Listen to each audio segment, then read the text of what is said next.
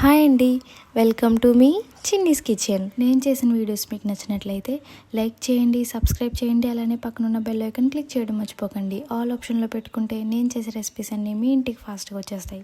వీడియోని లాస్ట్ వరకు స్కిప్ చేయకుండా చూసేయండి. ఇంక లేట్ చేయకుండా మన టాపిక్ స్టార్ట్ చేద్దాం రండి. ఈరోజు మన రెసిపీ ఏంటంటే కోనసీమ స్టైల్ చికెన్ కర్రీ.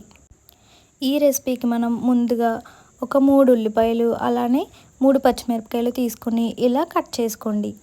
తర్వాత స్టవ్ ఆన్ చేసి ఒక ప్యాన్ పెట్టి ప్యాన్ హీట్ అయ్యేంత వరకు ఉంచండి. ప్యాన్ హీట్ అయిన తర్వాత ఒక గరిటె ఆయిల్ వేసి ఆయిల్ హీట్ అయిన తర్వాత మనం కట్ చేసి పెట్టుకున్న ఆనియన్స్ అలానే పచ్చిమిర్చి వేయండి. స్టవ్ని మీడియం ఫ్లేమ్లో ఉంచి వాటన్నిటిని యాడ్ చేసుకొని ఒక 2 నిమిషాల పాటు వేయించండి.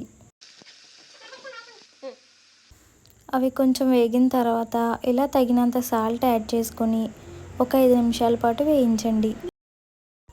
వాటిని కాసేపు ఇలా వేయించి మూత పెట్టి ఒక 5 నిమిషాల పాటు వాటిని వేగనివ్వండి. 5 నిమిషాల తర్వాత మూత తీసి దీంట్లోకి ఒక స్పూన్ అల్లం వెల్లుల్లి పేస్ట్ యాడ్ చేసి ఒక 2 నిమిషాల పాటు వేయించండి. అల్లం వెల్లుల్లి పేస్ట్ యొక్క పచ్చి వాసన పోయేంత వరకు కూడా వేయించి తర్వాత మళ్ళీ మూత పెట్టి ఒక 5 నిమిషాల పాటు వేగనివ్వండి. అవి ఇలా బాగా వేగిన తర్వాత మూత తీసి ఒక 5 నిమిషాల పాటు బాగా వేయించండి. ఉల్లిపాయలను మనం ఎంతసేపు వేయిస్తే అంత బాగా వేగుతాయి కాబట్టి కాసేపు ఇలా వేయించి తర్వాత కడిగి పక్కన పెట్టుకున్న చికెన్ని యాడ్ చేసుకోండి. ఇక్కడ నేను 1 కేజీ చికెన్ని తీసుకున్నాను.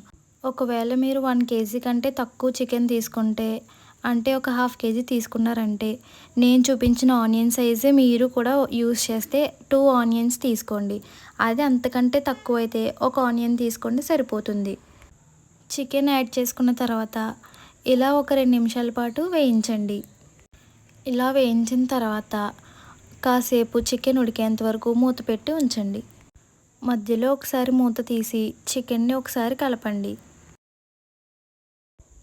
ఇలా కలపడం వల్ల కింద ఉన్న పీసెస్ పైకి వచ్చి పైన ఉడకకుండా ఉన్న పీసెస్ కిందకు వచ్చి బాగా వేగుతుంది. కలిపిన తర్వాత మళ్ళీ మూత పెట్టి చికెన్ నుండి వాటర్ సెపరేట్ అయ్యేంత వరకు ఉడకనివ్వండి.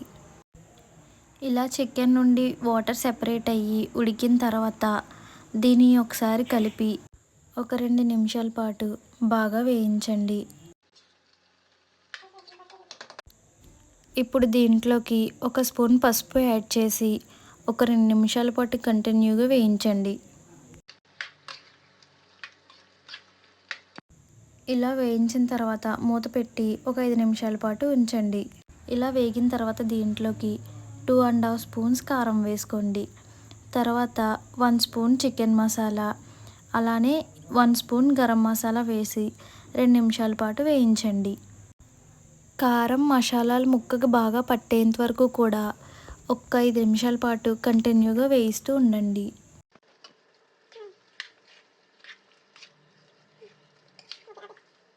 ఇది ఇలా ఉడికిన తర్వాత దీంట్లోకి ఒక గ్లాస్ వాటర్ వేసి ఒక 2 నిమిషాల పాటు తిప్పి మూత పెట్టి ఒక 5 నిమిషాల పాటు ఉడకనివ్వండి. కర్రీ ఇలా ఉడుకుతూ ఉండగా మధ్య మధ్యలో ఇలా మూత తీసి కాసేపు వేయిస్తూ ఉండండి. మనం ఇలా చేయడం వల్ల కర్రీ మాడిపోకుండా అలానే టేస్టీగా కూడా వస్తుంది. సో మధ్య మధ్యలో ఇలా వేయిస్తూ మూత పెడుతూ మళ్ళీ కాసేపు తీసిన తర్వాత మళ్ళీ వేయిస్తూ ఈ ప్రాసెస్ని కంటిన్యూ చేస్తూ ఉండండి. మొత్తం కర్రీ ఇలా ఉడికిపోయిన తర్వాత దీంట్లోకి కొత్తిమీర వేసుకొని ఒక సర్వింగ్ బౌల్లోకి తీసేసుకోండి. అంతేనండి, చాలా ఈజీగా మన కోనసీమ స్టైల్లో చికెన్ కర్రీ రెడీ అయిపోయింది. మీరు కూడా మీ ఇంట్లో ట్రై చేసి ఎలా ఉందో నాకు కామెంట్లో చెప్పండి. Thank you friends.